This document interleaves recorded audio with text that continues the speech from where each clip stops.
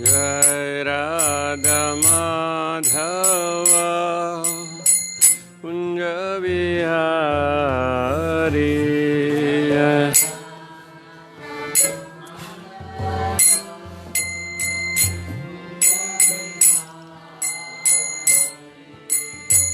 गोपी जन वल्लभ गिरिवरधारी।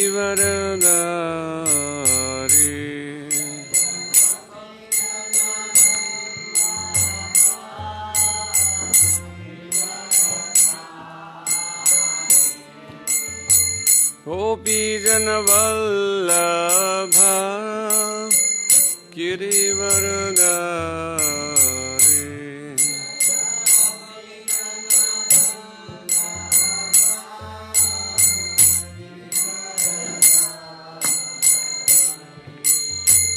यशोदानंदन ब्रज जनरंजन।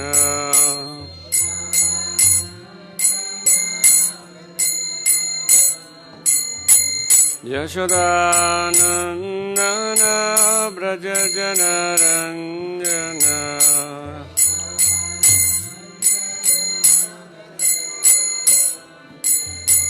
यमुना तीरावनचारी।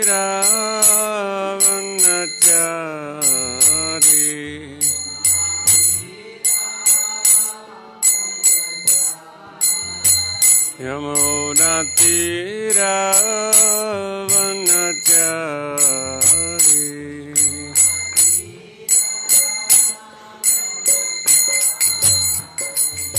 जय राधा माधव कुंज बिहारी।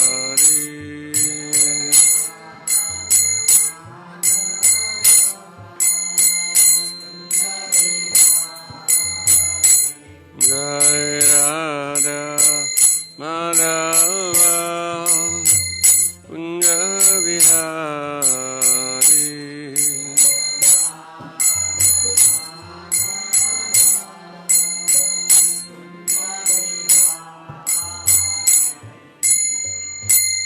हरिनाम संकीर्तन की जय। ओम नमो भगवते वासुदेवाय। ओम नमो भगवते वासुदेवाय।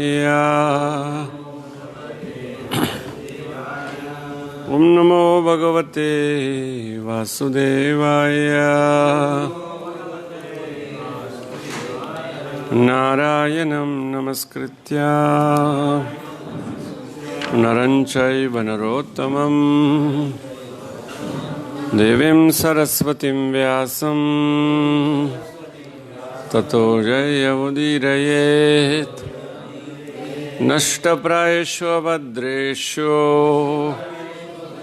नित्यं भागवत सेवया। भगवत्तुत्तमश्लोके भक्तिर्भवति नैष्टिकी। कृष्णाय वासुदेवाय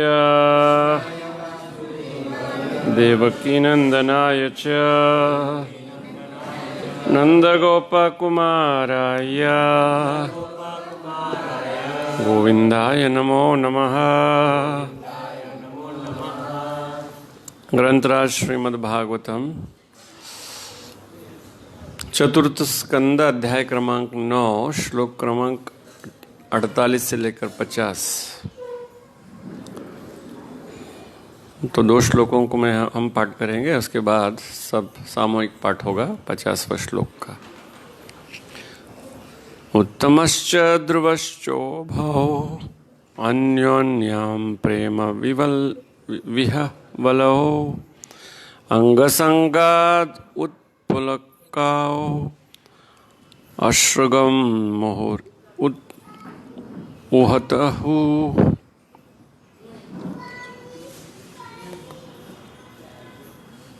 उत्तम तथा ध्रुव महाराज दोनों भाइयों ने परस्पर अश्रुओं का आदान प्रदान किया। वे स्नेह की अनुभूति से विभोर हो उठे और जब उन्होंने एक दूसरे का आलिंगन किया तो उन्हें रोमांच हो आया।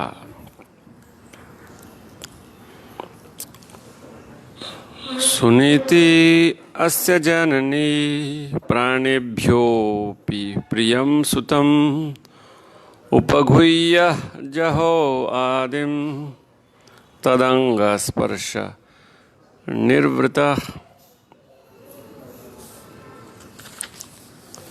ध्रुव महाराज की असली माता सुनीति ने अपने पुत्र को कोमल शरीर को गले लगा लिया, क्योंकि वह उसे अपने प्राणों से भी अधिक प्यार था। उन्हें अपने प्राणों से भी अधिक प्यार था। इस प्रकार वह सारा शोक भूल गई, क्योंकि वह परम प्रसन्न थी। आज का श्लोक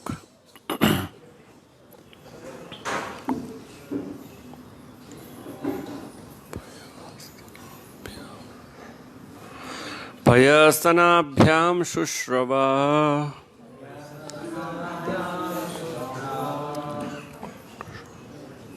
पयस्तनाभ्याम शुश्राव नेत्रजै सलिलै शिवै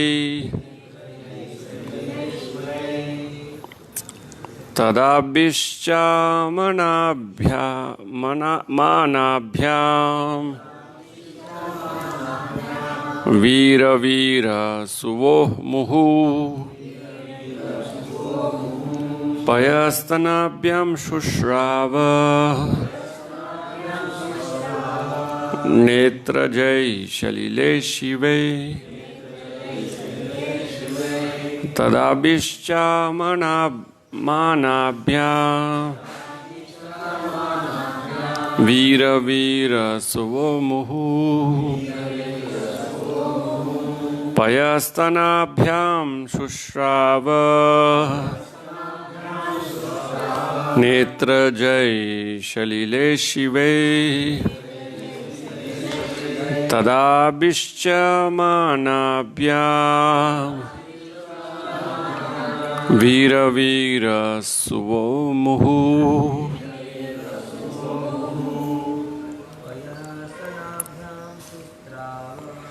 पयस्तनाभ्याम शुश्राव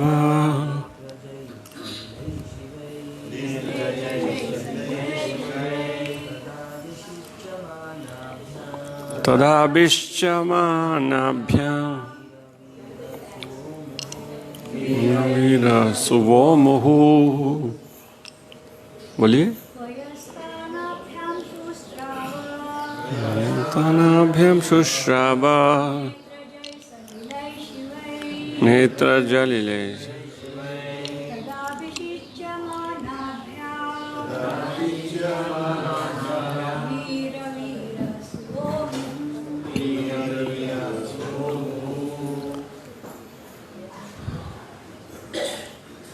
पयः दूध स्तनाभ्याम दोनों स्तनों से शुश्रावः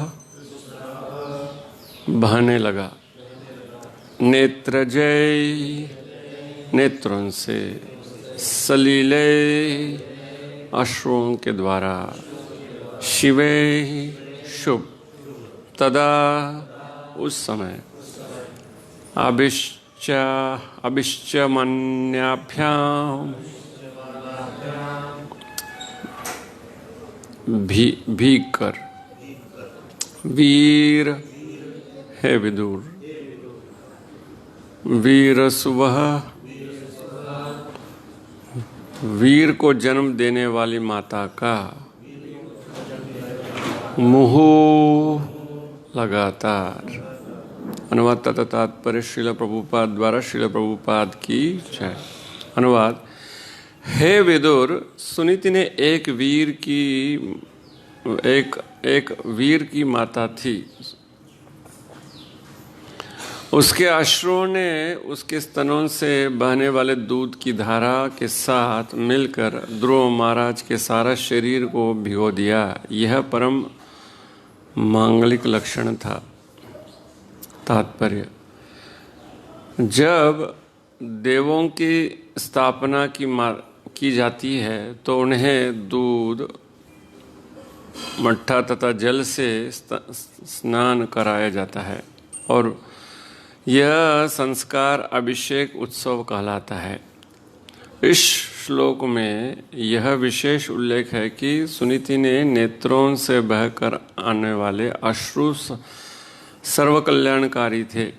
अपनी माता द्वारा किए गए इस अभिषेक उत्सव के कल्याणप्रदता इस बात की सूची थी कि निकट भविष्य में ध्रुव महाराज को अपनी पिता सिंहासन प्रदान करेंगे। ध्रुव महाराज के गृह त्याग की कथा यह है कि उनकी पिता ने उन्हें अपनी गोद में बैठने से मना किया तो ध्रुव ने दृढ़ संकल्प किया कि जब तक उन्हें पिता का सिंहासन प्राप्त नहीं होगा वे घर नहीं आएंगे। अब उनकी माता द्वारा संपन्न यह अभिषेक उत्सव इसका सूचक था कि वे महाराज उत्तानपाद का स्थान ग्रहण करने वाला है। इस श्लोक में आगत वीर सुबह शब्द भी महत्वपूर्ण है, जिसका अर्थ है कि वीर की माता, और यह ध्रुव की माता के लिए प्रयुक्त है। दुनिया में अनेक वीर हैं, किंतु ध्रुव महाराज में से उनकी कोई समता नहीं, क्योंकि वे न केवल एक वीर सम्राट थे वरन महान भक्त भी थे। भक्त एक महावीर भी होता है क्योंकि वह माया को जीत लेता है। जब भगवान चैतन्य ने रामानंद राय से संसार के सबसे प्रसिद्ध मनुष्य का नाम पूछा तो उन्होंने उत्तर दिया कि जो भगवान का महान भक्त है वही सबसे प्रसिद्ध व्यक्ति माना जा सकता है। ओम अज्ञानतिमिरन्धस्य ज्ञानाञ्जनशलाकया चक्षुरुन्मीलितं येन तस्मै श्रीगुरवे नमः। श्रीचैतन्यमनोभीष्टं स्थापितं येन भूतले स्वयं रूप कदा मह्यं ददाति स्वपदान्तिकं। वन्देऽहं श्रीगुरो श्रीयुतापदकमलं श्रीगुरु वैष्णवांश्च श्रीरूपं साग्रजातं सहगण रघुनाथान्वितं तं सजीवं साद्वैतं सावधूतं परिजनसहितं कृष्णचैतन्यदेवं श्रीराधाकृष्णपादान् सहगण ललिता श्रीविशाखान्वितांश्च। हे कृष्ण करुणा सिंधो दीनबंधो जगत्पते गोपेश गोपिका कांत राधा कांत नमोस्तुते। तप्त कांचन गौरांगी राधे वृंदावनेश्वरी वृषभानुसुते देवी प्रणमामि हरिप्रिये। नमो विष्णुपादाय कृष्णपृष्ठाय भूतले श्रीमते भक्ति वेदांत स्वामिन्निति नामिने। नमस्ते सारस्वते देवे गौरवाणी प्रचारिणे निर्विशेष शून्यवादी पाश्चात्य देशतारिणे। जय श्री कृष्ण चैतन्य प्रभु नित्यानंद श्री अद्वैत गदाधर श्रीवासादि गौर भक्तवृंद। हरे कृष्ण कृष्ण कृष्ण हरे हरे हरे राम राम राम हरे हरे।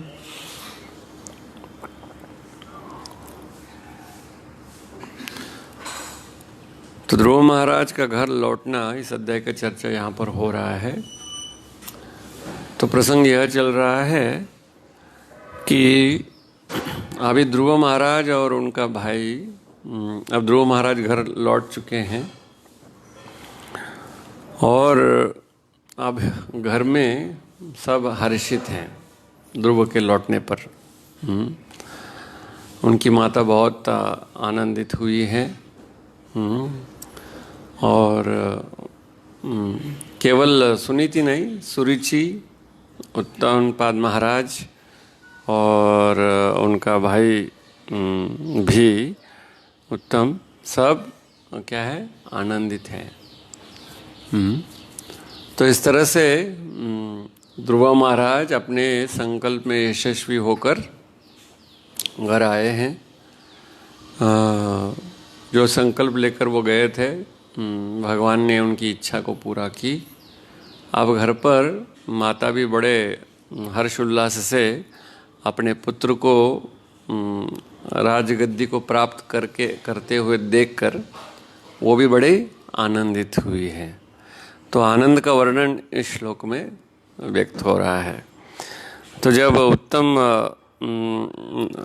आनंद होता है तो हम क्या करते हैं, वो अकेले आनंद कैसे ले पाएंगे, तो व्यक्त करते हैं। भगवान भी आनंदित जब आनंद लेना चाहते हैं तो भी वो विस्तार करते हैं। एक को बहुश्याम, वो एक श्याम है जो आत्मा राम है, फिर क्यों विस्तार करते हैं? वो आनंद और ज़्यादा लेना चाहते हैं। क्यों ज़्यादा लेना चाहते हैं? वो इनकी इच्छा है। वो उनको क्यों कौन पूछ सकते हैं? तो वो क्या करते हैं, एक शाम वो विस्तार करते हैं। तो हम भी उनके विस्तार का ही फल है।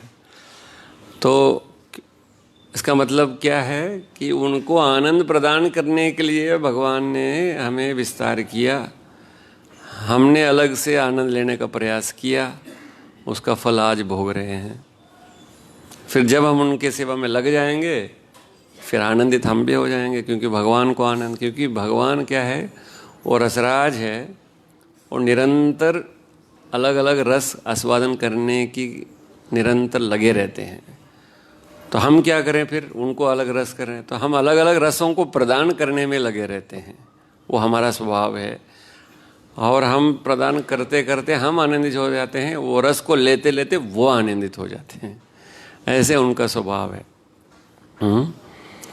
इसलिए निरंतर वो भगवान निरंतर क्या करते हैं, वो एक ही चीज़ में हमेशा रमण नहीं करते हैं, अलग अलग चीज़ों को निरंतर रस आस्वादन करने के पीछे लगे रहते हैं। और सारे जीव जो है वो भगवान को रस प्रदान करने के पीछे लगे रहते हैं।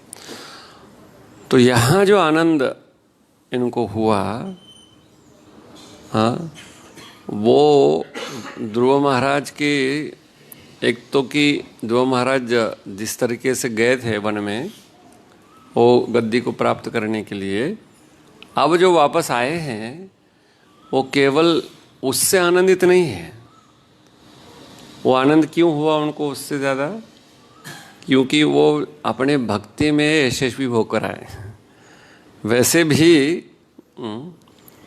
यदि वो भौतिक दृष्टि से अगर आप देख लें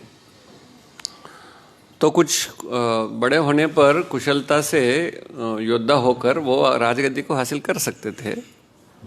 अब क्या हुआ, अब वो राजा ही नहीं, वो महान भक्त बनकर आए।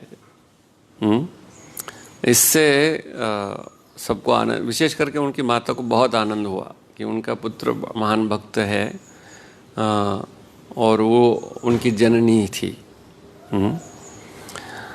हाँ, तो इसलिए आनंद जब होता है तो क्या होता है, हम आलिंगन करते हैं वो आनंद को व्यक्त करने के लिए, और नेत्रों से अश्रुपात होता है, फिर हमारे रोम खड़े हो जाते हैं, बहुत आनंदित होते हैं। तो कई बार मुख पर वो आनंद में इतने व्यस्त ये हो जाते हैं कि निरंतर हंसी भी रुक नहीं पाती है। तो लोग पूछते हैं क्या बात है कि आप आज कुछ है विशेष, तो फिर हम छुपा के रख भी नहीं सकते, बोलते हैं नहीं आज हमको ऐसे कुछ हुआ, कुछ धन प्राप्त हुआ या कुछ नौकरी मिला या परीक्षा में अच्छे मार्क्स पास होकर आ गए। तो फिर माता पिता क्या करते हैं, जैसे बच्चे को फिर खूब खूब आशीर्वाद देते हैं कि खूब प्रगति करो जीवन में, खूब और आगे बढ़ो। और क्या करते हैं, मुंह मीठा कराते हैं, पेड़े बांटते हैं आनंद से, है ना। जब हमारे गाड़ी यहाँ पूजा करने के लिए लोग आते हैं और प्रभु जी पेड़ा लीजिए, देखिए हमने गाड़ी लिया। हाँ, तो ये भी एक प्रकार का आनंद ऐसी तरह से हो जाता है और इस तरह से व्यक्त करते हैं। तो अलग अलग तरीके से व्यक्त करते हैं। जैसे है ना, किसी से जब मिलते हैं तो हाथ देते हैं लोग, वो भी क्या है, वह अभी उसमें वास्तविक अगर देखेंगे तो वो भी ऐसा कुछ उसमें गहरी चीज़ नहीं है, परंतु फिर भी हाथ देकर वो व्यक्त करना चाहते हैं, मैं आपसे मिलके प्रसन्न हुआ। इसलिए वो क्या करते हैं, हाथ जोड़ते हैं, नमस्कार करते हैं, आलिंगन करते हैं। तो यहाँ पर ध्रुव को भी उत्तम को मिलने पर वो बड़ा आनंद लगा और इस तरह से फिर वो भावविभोर हो गए और आलिंगन इस तरह से करके रोमांच हो गया और उनके दोनों के बाल खड़े हो गए। तो ध्रुव महाराज की असली माता सुनीति ने भी अपने पुत्र के कोमल शरीर को गले लगाया, क्योंकि उसने प्राणों से भी अधिक प्यारा था। इस प्रकार वह सारा शोक भूल गई क्योंकि वह परम प्रसन्न थी। तो अभी जब माता जब पुत्र से बहुत प्रसन्न हो जाती है तो उनके स्तन में क्या होता है, दूध। मातृत्व की भावना होने की वजह से स्तन में दूध प्रकट हो जाता है, वो बच्चे को पिलाना चाहती है ना। आप जानते हैं जब गाय बछड़े को जब छोड़ते हैं उससे पहले दूध नहीं आता है उसके अंदर, उसके पहले दूध इंजेक्शन से आता है, ऐसे नहीं आता। तो जैसे ही वो बछड़ा गाय के पास जाता है उसी वक्त दूध स्तन में आ जाता है। तो इस किसान क्या करता है, जैसे दूध आ गया उसको बछड़े को खींच लेता है दूध लेने के लालच से। तो फिर वो क्या, उस वक्त फिर वो गाय भी दूध को पकड़ लेती है उतना ही जितना बच्चे को चाहिए।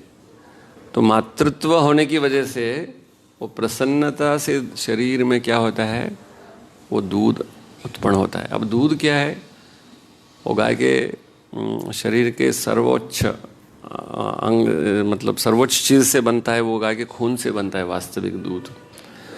तो मतलब माता पिता क्या है, वो इतना प्रेम जब होता है वो सब कुछ बहाकर प्रेम करते हैं अपने पुत्र को। तो यहाँ पर भी इसलिए सुनीति क्या कर रही है, वो शरीर को, ध्रुव के शरीर को आलिंगन करके भिगो रही है अपने नेत्रों के आनंद के अश्रुओं से और स्तन के दूध से। ऐसे उनको क्या कर दिया, उन्होंने अभिषेक करा दिया। क्यों, अब मेरा पुत्र क्या बनेगा, राजगद्दी हासिल कर लेगा। वो आनंद से ध्रुव को उन्होंने आलिंगन किया।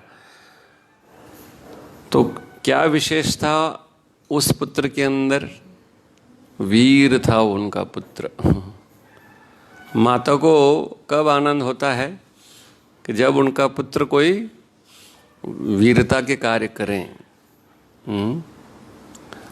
इसलिए माता पिता को उसके लिए कार्य करना चाहिए, विशेष कुछ ऐसे चीज़ों को करना चाहिए ताकि पुत्र आगे चलकर ऐसे कार्य करे कि माता पिता के यश को सारे संसार में फैलाएं। तो उसके लिए क्या, तो माता ऐसी शूर थी वो माता कि जैसे पुत्र दुखी होकर आए, वो माता ने कहा तुमको जो चीज़ तुम प्राप्त करना चाहते हो हे पुत्र, निश्चित ही तुमको मिलेगा, भगवान ही दे सकते हैं तुमको। तो कभी भी बड़े चीज़ की मांग हमारे अंदर जीवन में होना चाहिए, छोटी चीज़ के पीछे हमें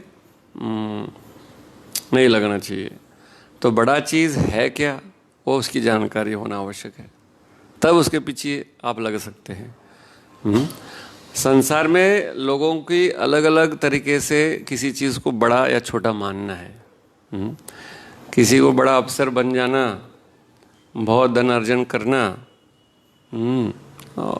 और उसकी ख्याति सब जगह फैल जाना, ये बड़े चीज़ें हो सकते हैं संसार में है। और है भी, कोई बहुत सुंदर दिखते हैं तो लोग सोचते हैं कि इनके साथ हमें संबंध रखना चाहिए, क्योंकि बहुत सुंदर है, बहुत धन है, तो बहुत, उनको क्या बोलते हैं, श्रीमंत, श्रीमंत मतलब बहुत श्री उनके पास है, तो उनसे संबंध रखना चाहते हैं। बहुत बुद्धिमान है, लोग उनसे संबंध रखना चाहते हैं। बहुत बल है उनके पास, उनके साथ संबंध रखना चाहते हैं।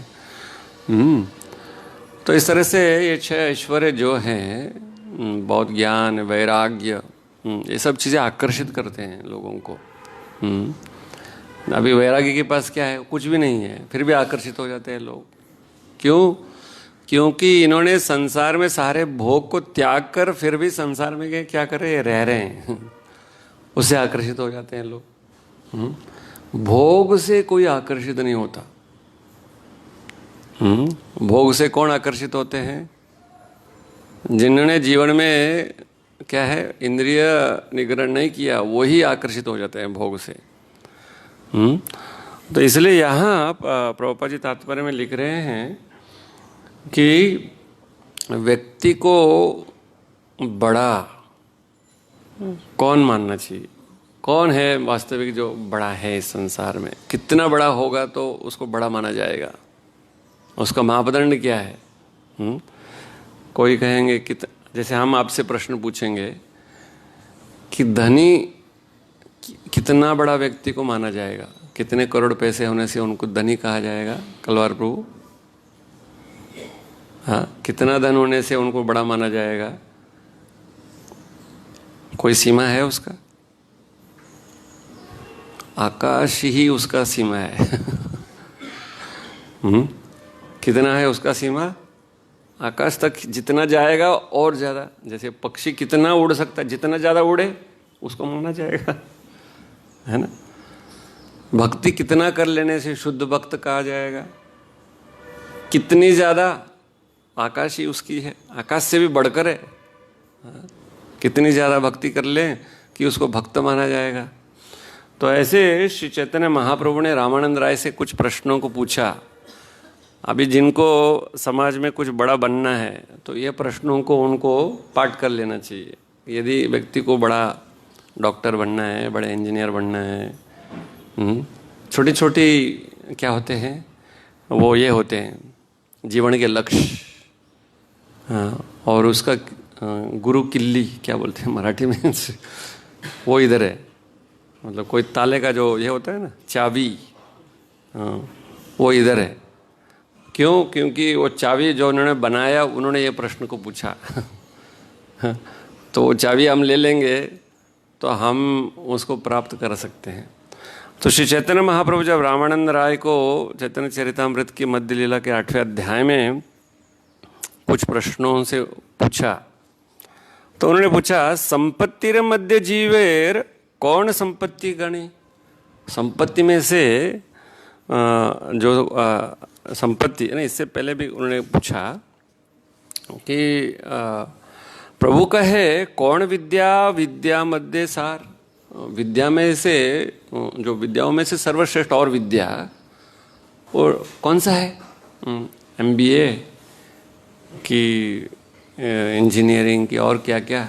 तो उन्होंने पूछा विद्याओं में से श्रेष्ठ विद्या कौन सा है, जिसको माना जाए कि सब कुछ कर लिया उन्होंने। तो महाप्रभु को रामानंद राय ने कहा, प्रभु कहे कृष्ण भक्त बिना विद्या नहीं यार। प्रभु ने कहा कि विद्याओं में से श्रेष्ठ विद्या कौन सा है? कृष्ण भक्ति। प्रभु कहे कृष्ण भक्ति बिना विद्या नहीं यार।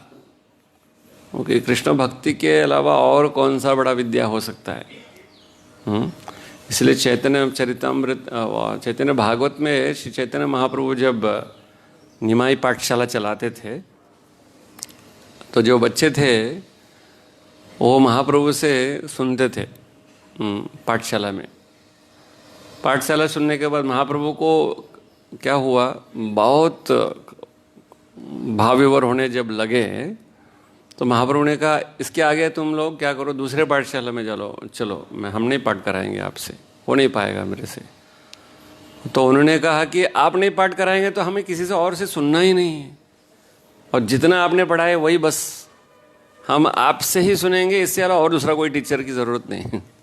उन्होंने त्याग दिया स्कूल को, क्योंकि उनको पता था यही सब कुछ है। दूसरा कॉलेज एडमिशन नहीं लिया उन्होंने। तो महाप्रभु ने इस तरह से रामानंद राय ने कहा, तो वही प्रहलाद ने किनको कहा, हिरण्यकश्यप ने पूछा क्या सीखा तुमने बेटे? श्रवणम कीर्तनम विष्णु स्मरणम पाद सेवनम अर्चनम वंदनम दास्यम साक्यम आत्मनिवेदनम इति पुंसार्पिता विष्णु भक्तिश्चन्नवलक्षणा। तो हिरण्यकश्यप ने कहा ये तो हमने वो कॉलेज में एडमिशन नहीं दिलाया तुमको, तुम कैसे पाठ कर लिए? हाँ, तो उन्होंने पहले से ही कॉलेज में गए थे वो विद्यालय में। तो फिर आगे महाप्रभु ने पूछा कीर्ति गण मध्य जीवर कौन बड़ा कीर्ति? कीर्ति में से कौन अभी है ना सेलिब्रिटी आते हैं ना, कोई सिनेमा नट या नटी आते हैं तो मंदिर में से भी ज़्यादा भीड़ वहाँ हो जाता है। हाँ, तो यहाँ महाप्रभु पूछ रहे कि कीर्ति में से सबसे बड़ा कीर्ति यदि हो तो कितना बड़ा होना चाहिए, कौन है वो, कितना होगा? किसका कीर्ति ख्याति बढ़ भी गया तो कितना होना चाहिए? तो महाप्रभु से कृष्ण रामानंद राय कहते हैं, रामानंद राय ने उत्तर दिया कृष्ण भक्त बलिया यार हो या ख्याति। कृष्ण भक्त जब होगा तो उसकी ख्याति इतनी बढ़ जाएगी कि उसके अलावा और कोई ख्याति नहीं है। तो कैसे इसको समझेंगे हम? तो आज हम अभी कितने साल हो गए प्रहलाद की लीला को होकर? कौन से युग में हुआ? कौन सा युग में हुआ? हाँ, सतयुग में, त्रेता युग में, त्रेता युग में कि सतयुग में? मतलब 43 लाख ईयर्स हो गए ना। एक चतुष्युग को होने के लिए कितने लाख साल हो गए, है ना? नहीं, 40 चतुष्युग हो जाते हैं ना, अभी कलयुग आरंभ है।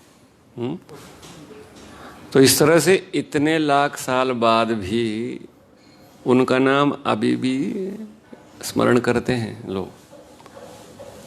कोई चौराहे पे तो कोई सी मूर्ति अभी तक प्रहलाद की आपने नहीं देखा। अब जो मूर्ति या भी है चौराहे पे वो गिर जाते हैं, गिराते हैं लोग, इनकी इनसे हमें नहीं चाहिए। अभी हाल ही में एक बड़ा व्यक्ति ने जो लोगों को क्या करते थे, गुलाम बनाते थे, है ना, ब्रिटिश के अंग्रेज़ों के समय में।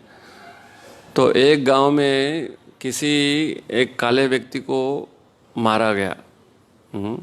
तो वहाँ उस देश में उन्होंने आंदोलन करके जो भी ऐसे पुतले थे जिन्होंने लोगों को गुलाम बनाया, सारे उनको जाकर गटर में डाल दिया मूर्ति को। ख्याति उनकी कितनी हुई कि मूर्ति कहाँ गई? गड्ढे में।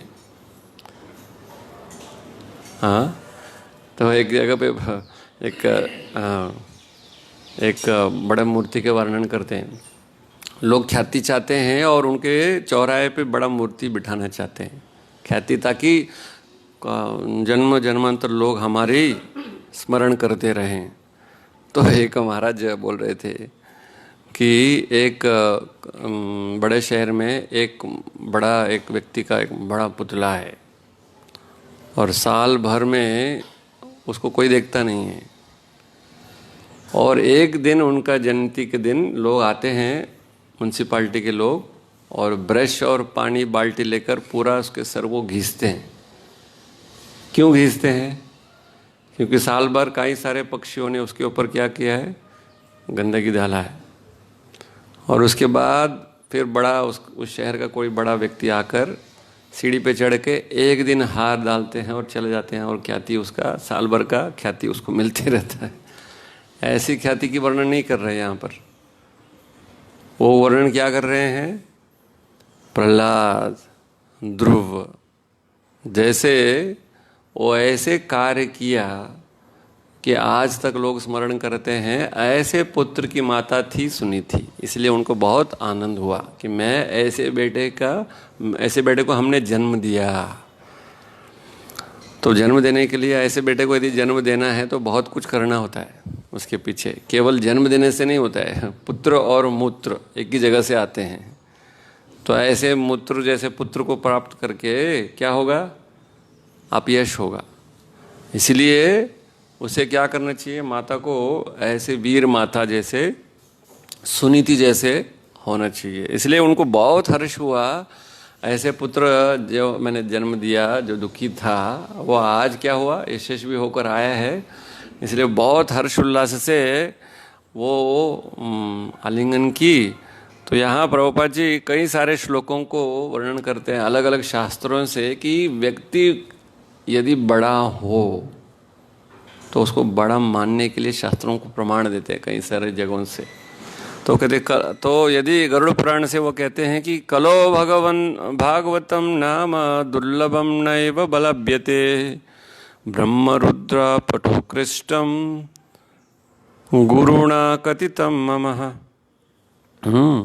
कलयुग में यदि किसी के हाथी अगर फैले भी तो सर्वोच्च किनका माना जाएगा, ब्रह्मा जी का शिव जी का पद प्राप्त करने से नहीं, उनसे भी बढ़कर भगवान के भक्त बनने पर। इसलिए आज भी हम स्मरण करते हैं जगाई मदाई को भी। क्यों? क्योंकि वो भक्त बने। क्यों हम उनका स्मरण करते हैं? इसलिए जहाँ पर वर्णन शास्त्रों में है, जो भी गलत कार्य किसी ने किया उसका बढ़ावा नहीं है उसमें। उन्होंने जो भक्ति किया, जैसे आजामिल का वर्णन भागवत में क्या है, क्यों वर्णन है? वो पाप कार्य के लिए वर्णन नहीं है। नाम की महिमा का वर्णन करते करते अजामिल का उपाख्यान है, पाप की महिमा नहीं है वो। कि अजामिल इतने पापी था कि नाम लेने पर उसी क्षण उसका उद्धार हुआ, ये वर्णन करने के लिए अजामिल का उपाख्यान है। नहीं तो भागवत में सुखदेव गोस्वामी को इन चीज़ों को वर्णन करने की क्या आवश्यकता है। इसलिए ख्याति बढ़े भी कितना बढ़ सकता है, ध्रुव जैसे बढ़ेगा, प्रहलाद जैसे बढ़ेगा। तो इसलिए व्यक्ति को बड़ा बनना है तो ऐसी कामना करनी चाहिए। तो उसके लिए क्या करना होगा, केवल कामना करके सो जाएंगे नहीं, आपको करना होगा मेहनत। उसके लिए बड़ा बनना होगा तो मेहनत भी बढ़िया करना होगा, तभी उस गति को प्राप्त करने पर आपको आनंद होगा। उसका मोल चुकाना होगा ना, हर चीज़ का मोल को चुकाना होता है। बिना मेहनत से क्या होगा, आपको यदि प्राप्त हो जाए किसी चीज़ को तो क्या होगा, आप उसको प्राप्त करने पर उसका महत्व को नहीं जान पाएंगे। अब ध्रुव को क्या हुआ, अब साक्षात्कार भी हुआ, अनुभव भी हुआ। अब ध्रुव परिपक्वता से क्या करेंगे, राज कर पाएंगे। अब ध्रुव के क्या होगा, अभी 42 जब ध्रुव था उसी वक्त यदि राजा बना लेते तो ध्रुव क्या उतना उसको आस्वादन नहीं कर पाते। अब भक्त बनने पर भगवान के भक्तों के साथ रहकर भक्ति, अब इसलिए वो राजा बनने पर क्या होगा, वो सही तरीके से राज्य को चला पाएगा और लोगों को भी आनंदित रख पाएगा। तो इसलिए कई सारे श्लोकों को यहाँ पर श्रुतस्य पुंसा सुचिराश्रमस्य ननाभंजस्य सुरिभि आदितोरतः तत्तद्गुणाश्रवणं मुकुंद पदारविंद हृदयेषु येषाम्।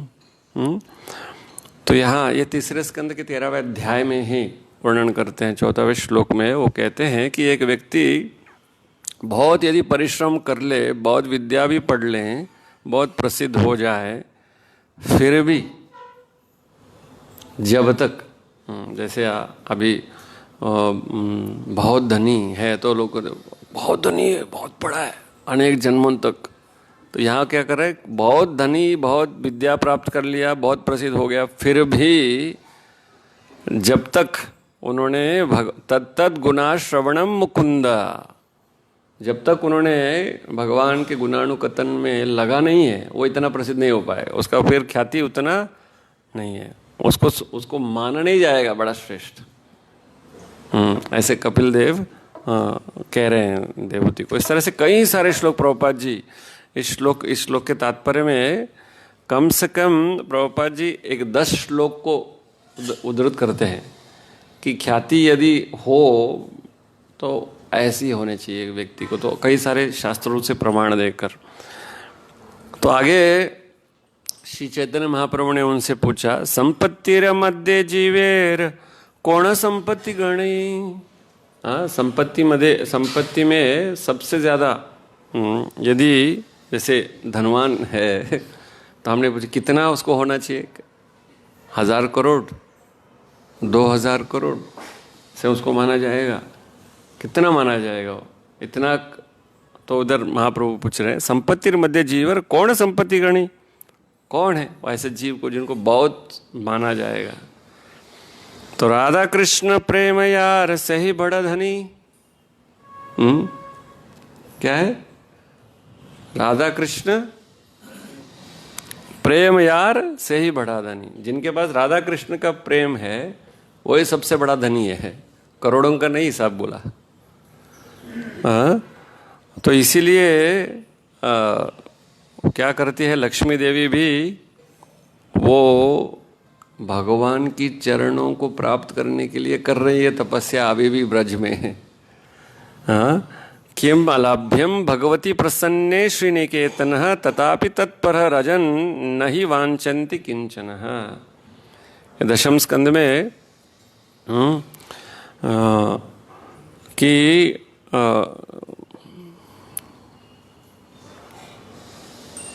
जो श्री को भी प्राप्त करना बहुत कठिन है, इसीलिए वो निरंतर तपस्या करती है। भक्त लोग क्या करते हैं, वो उनको प्राप्त करते हैं। इसीलिए उससे श्री मतलब क्या, जब हमने कहा संपत्ति की देवी, जैसे भाग्य की देवी है ना। भाग्य की देवी कौन है? भाग्य की देवी कौन है? लक्ष्मी। उनको जो अभी वो क्या है, वो भी जिनको प्राप्त करना चाहती है उनको क्या करते हैं भक्त, वो कर लेते हैं। अब इसलिए उनको क्या बोला गया इधर, राधा कृष्ण प्रेम यार सही बड़ा धनी। वही सबसे बड़ा धनी है, उससे बढ़कर और कौन सा धनी हो सकता है। तो इस तरह से यहाँ प्रभुपाद जी तात्पर्य में कह रहे हैं कि यदि प्रसिद्ध होना चाहे, सबसे बड़ा होना भी है, तो बड़ा ऐसे हो। इसीलिए कई बार लोग सोचते हैं आप सब कुछ छोड़ के आगे, घर में इतना था आपको, उसको करके कुछ समाज को कुछ बड़ा करना चाहिए था, आप इधर क्या आके झाड़ू कर रहे हो मंदिर में। आपको ये ऐसे कई बार लोग क्या करते हैं, भक्तों को निरुत्साही करते हैं, उनको मालूम नहीं। तो कई बार हमको भी, कई बार डिवोटीज यहाँ चर्चा करते करते, प्रभु जी वो बड़ा डॉक्टर इंजीनियर था तो समाज में उसको कुछ तो कर सकता था ना, यहाँ आकर आपने उनको लगा दिया है छोटा चीज़ में। तो उनको मालूम नहीं है कि यहाँ के बर्तन घिसने के लिए लक्ष्मी को अलभ्य है, वो घिसने चाहती है। आप क्या है, कई तो किस चीज़ को बड़ा, जैसे कई बार आप दांत के डॉक्टर, निरंतर मुंह में हाथ के डालते रहना है ना, और ऐसे कई सारे हैं कुछ। हाँ अच्छा है, लोगों के दर्द को दूर कर रहे हैं लेकिन कई सारे चीज़ है उसमें, है कि नहीं। शौचालय को सैनिटरी इंस्पेक्टर का नौकरी मिला है।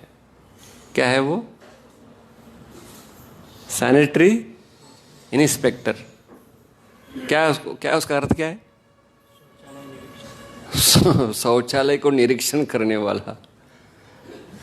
शौचालय को निरीक्षण क्या करना है, उसमें बदबू ही आ रहा है तो और दुर्गंध को कम करने के लिए और तेज वाला कुछ डालते हैं, फिनाइल या कुछ ऐसे। या टैनरी एक्सपर्ट। टैनरी एक्सपर्ट का क्या अर्थ है? टैनरी एक्सपर्ट क्या है? ये हमारा मंदिर टैनरी था पहले, आपको मालूम है। टैनरी एक्सपर्ट क्या है? चमड़े के साथ काम करने वाला, उसमें वो दक्ष है। अलग अलग प्रकार का चमड़ा होता है ना, गोरा काला ऐसे, उसके साथ व्यवहार करने वाला उसको क्या बोला जाएगा? केवल एक्सपर्ट बोलने से नहीं, उसको चमारी माना जाएगा। इसलिए यहाँ पर क्या कह रहे हैं, अंतिम बोलकर हम यहाँ विराम देंगे कि इसलिए व्यक्ति को श्रेष्ठ चीज़ों की जानकारी रखनी चाहिए और उसको प्राप्त करने के लिए धैर्य से तैयारी कर लेना चाहिए, वहाँ उत्साह होना चाहिए, धैर्य होना चाहिए और निश्चित ही प्राप्ति होगी यदि हम श्रेष्ठ चीज़ों को जानकारी रखेंगे। और श्रेष्ठ चीज़ों को प्राप्त करने के लिए उसके पीछे मेहनत होता है और उस मेहनत से जो चीज़ प्राप्त हो जाता है उसमें निश्चित ही आनंद प्राप्त हो जाता है। तो यहाँ कह रहे हैं फिर श्रेष्ठ चीज़ प्राप्त होने पर दुख क्या है? तो एक बोलकर हम आगे विराम देंगे। चैतन्य महाप्रभु ने पूछा, दुख मध्य कौन दुख होय गुरु उतार। सबसे कौन सा है दुख में से बहुत बड़ा दुख कौन सा ऐसे दुख है? सिलेंडर नहीं आना, कर्ज नहीं भर पाए वो, या धन नहीं था, ऐसे अलग अलग अलग। अभी दुख क्या है, लोग दुख क्या है, यहाँ विशेष करके अभी अभी हमारे मंदिर के इर्द गिर्द दुख क्या है? रोड पे चल नहीं पा रहे हैं, घिस के हम फिसल के गिर जाएंगे, ये दुख है। क्योंकि वैकुंठ में आना चाहते हैं लोग, बीच में भवसागर पार करके आना हो रहा है लोगों को। हाँ, तो यहाँ दुख मध्य कौन दुख होए गुरुतर। बहुत गुरु ऐसे कौन सा बड़ा दुख, गुरुतर मतलब बहुत बड़ा, कौन सा ऐसे? कृष्ण भक्त विरह बिना दुख नहीं देखी पार। कृष्ण भक्तों को क्या है, उनके विरह में, हाँ, भक्तों से अलग होना सबसे बड़ा दुख कौन सा है? भक्तों से अलग रहना, भक्तों से दूर हो जाना, यही सबसे बड़ा दुख है। बाकी सब चीज़ क्या है वो, इसलिए भक्त उसको पार करके संग करने के लिए आना चाहते हैं। वो ये नहीं देख रहे कि गिरेंगे क्या है क्या है, पार करके केवल भक्तों के संग के लिए आते हैं या जहाँ भी उपलब्ध हो। तो कई सारे ऐसे श्री चैतन्य महाप्रभु ने केवल पूछा और हमको क्या करने के लिए, प्रेरणा देने के लिए, ये सर्वोच्च चीज़ है। तो इन सारे उत्तरों को महाप्रभु को रामानंद राय ने क्या किया, बढ़िया से फिर रामानंद राय को फिर महाप्रभु ने आलिंगन किया। अब यहाँ कई सारे आगे सारे प्रश्न हैं, आप इसको आप स्वयं ही पढ़ सकते हैं। तो रामानंद राय को बड़े आनंदित होकर महाप्रभु ने आलिंगन किया और रामानंद राय बड़े दुखी होकर महाप्रभु के चरणों में गिरकर वो महाप्रभु से कहने लगे कि ये तो आप सब चीज़ जानते हैं, मैं तो उस वीणा के तार के समान हूँ, आप जब बजाते हो तो उससे आवाज़ निकलेगा, नहीं तो क्या है, आवाज़ नहीं आएगा। तो आप मेरे मुख से जो निकलवा रहे हो मैं बोल रहा हूँ, आप मुझे आशीर्वाद दीजिए। ऐसे करके रामानंद राय ने जब महाप्रभु से विनती की तो महाप्रभु ने कहा कि रामानंद राय तुम क्या करो, अब छोड़कर यहाँ आ जाओ। वो उनका नौकरी था ना, तो उन्होंने कहा अब उस नौकरी को छोड़कर तुम यहाँ आ जाओ, मेरे साथ रहो, फिर दिन रात तुम क्या करो, मुझे राधा कृष्ण की लीलाओं को सुनाते रहो और मैं निरंतर आनंद उन लीलाओं को श्रवण करते करते यहाँ। इसलिए रामानंद राय शेष बचा हुआ जीवन को महाप्रभु को आनंद देने में उन्होंने जीवन बिताया, जगन्नाथपुरी में रहकर। तो इसलिए कई सारे चीज़ों को स्वयं श्री चैतन्य महाप्रभु ने ये अध्याय में वर्णन किया कि क्या चीज़ एक व्यक्ति को प्राप्त करना चाहिए, और वही ध्रुव ने प्राप्त किया। केवल थोड़ा दुखी थे कि मैं इसको प्राप्त करने के लिए ये किया, तो अब मिल तो गया, अभी धीरे धीरे जाएगा भगवान की सेवा। उन्होंने फिर अभी तक सेवा चल रहा है उनका ध्रुव लोक में, और उनका भजन कीर्तन भी चल रहा है।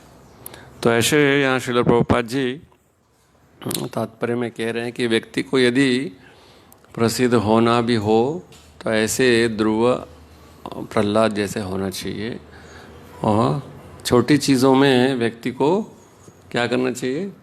हाँ, लगे नहीं रहना चाहिए। जीवन का लक्ष्य को बहुत छोटा नहीं मानना चाहिए, छोटा रखना नहीं चाहिए, बड़ा लक्ष्य को जान लेना चाहिए और उस लक्ष्य को प्राप्त करने के लिए हमें लगे रहना चाहिए। श्रील प्रभुपाद की जय। ग्रंथराज श्रीमद् भागवतम की जय। हरे कृष्ण।